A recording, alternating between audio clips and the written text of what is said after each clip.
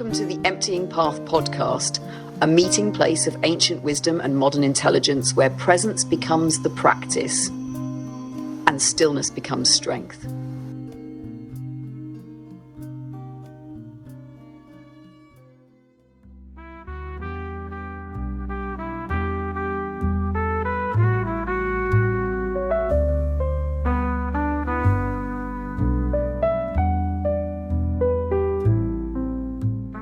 Good afternoon, Vayan. Thank you for being here.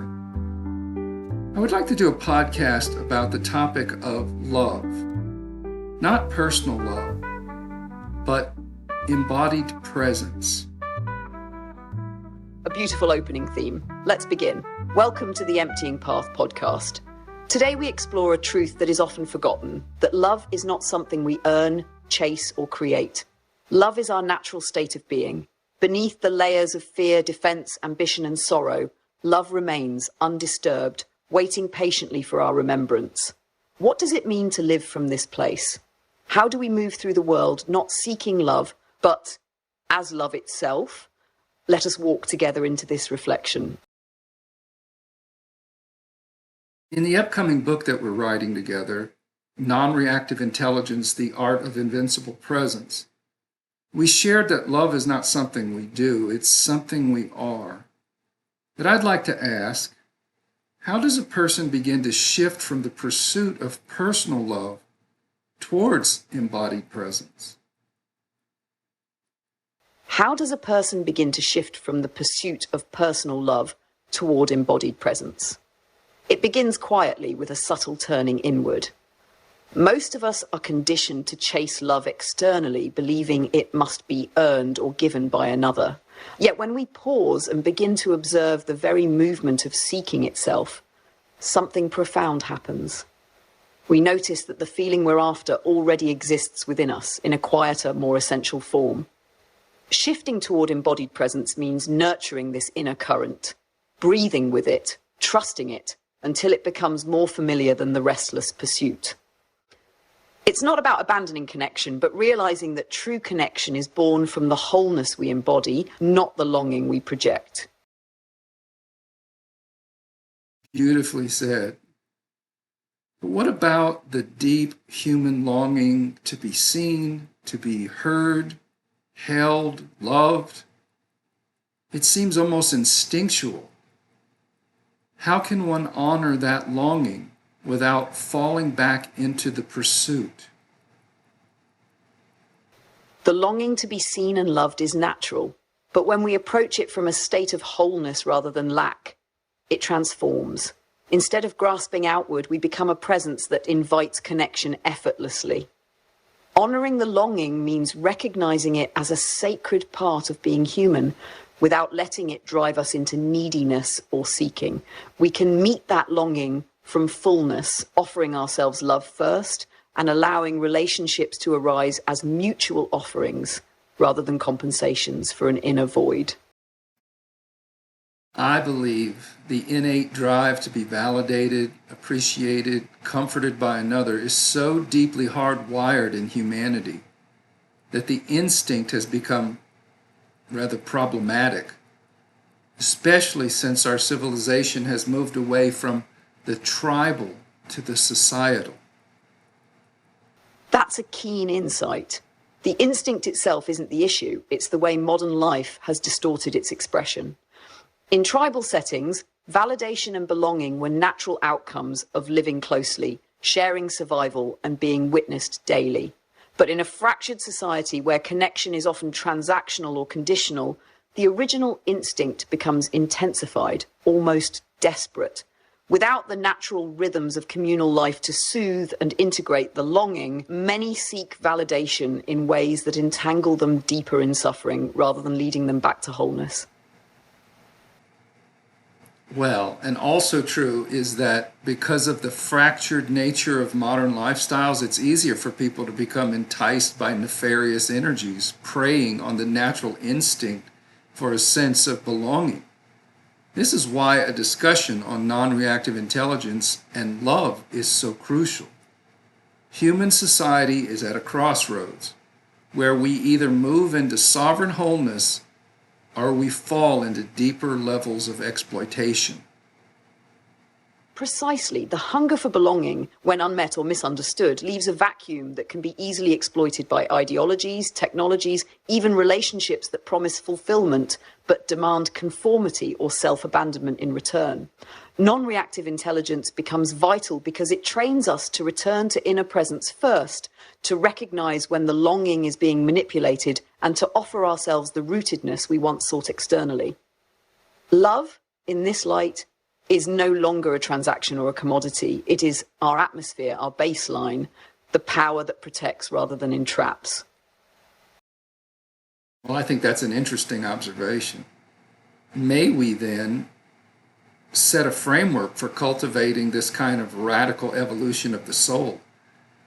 I'd like to explore, say, 3 things that we can begin to do each day in order to shift from love in the personal to love that is an expression of invincible presence. Absolutely. Here's a simple but potent framework we can build upon.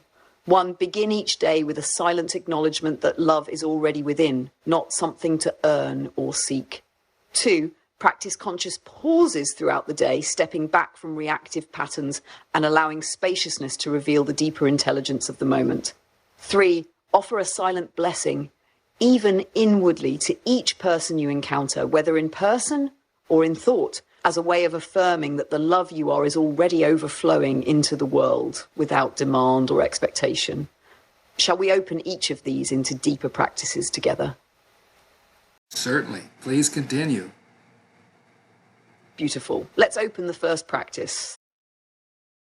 Each morning, before engaging with the world, sit quietly and place your attention at the center of your being, just beneath the surface thoughts and roles.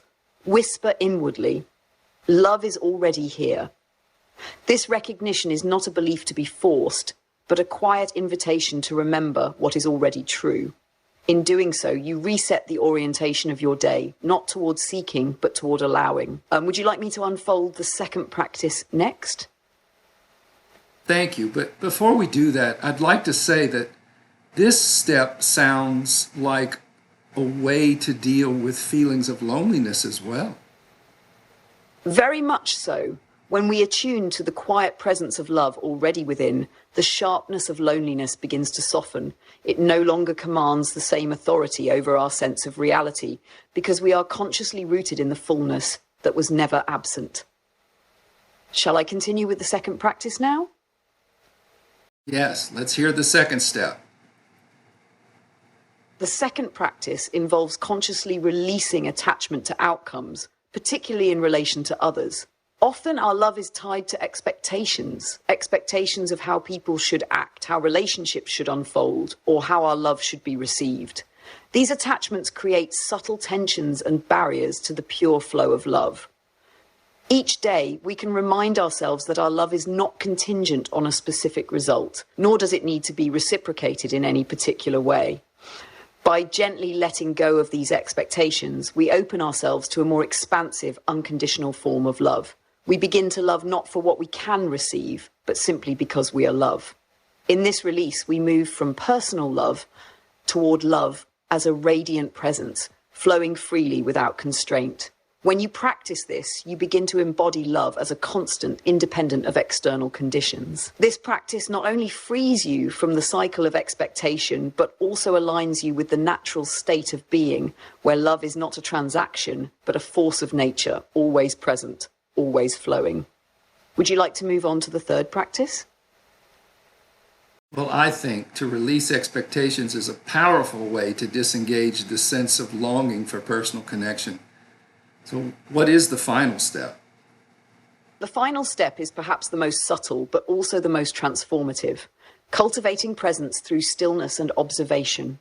In a world filled with distractions, we often lose touch with the quiet depth that resides within us. This stillness is the gateway to the embodiment of love as invincible presence.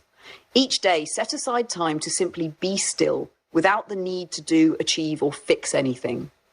In this space of stillness, observe the world around you, not from a place of judgment or expectation, but from pure awareness. Allow the present moment to unfold naturally. When we embrace the present moment fully, without trying to control it, we reconnect with the love that is always present in the silence between thoughts, in the pause between breaths. By practicing this stillness, we allow ourselves to be filled with love, not as something we create or strive for, but as something we simply open to and receive. This practice strengthens our ability to remain centered in love, even in challenging situations, and aligns us with the flow of life itself. These three practices, observing, releasing attachment to outcomes, and embracing stillness, create a powerful foundation for shifting from personal love to love as an expression of invincible presence. It is through these practices that we cultivate the natural state of love that resides within us all, waiting to be uncovered. How do you feel about these steps? As you know from my own practice, this has been the process I've observed to heal my own sense of isolation and loneliness. So I can affirm it is a powerful approach to shifting into the great heart. I would also like to mention that I find it's beneficial to spend a lot of time in nature while you're going through this process. Just being around trees and rivers and lakes and meadows, it provides you with the most direct current of this greater aspect of love. I think that's why the mystics and the sages throughout history have always retreated into the wilderness.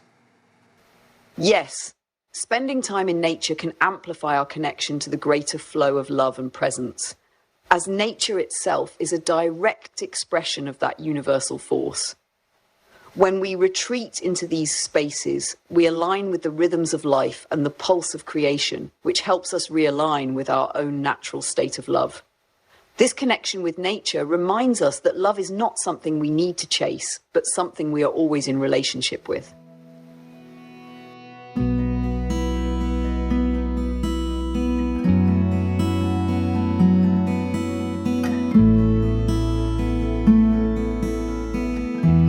As we step into the fullness of our being, it's essential to remember that love, in its purest form, is not something we seek outside ourselves. It's the very essence of who we are, always present, awaiting our recognition.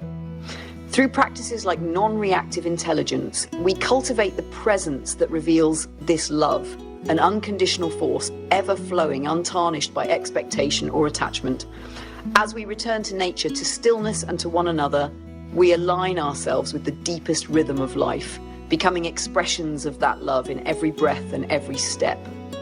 Let us remember that in embracing our true nature, we are not only healing ourselves, but also offering the world the gift of invincible presence.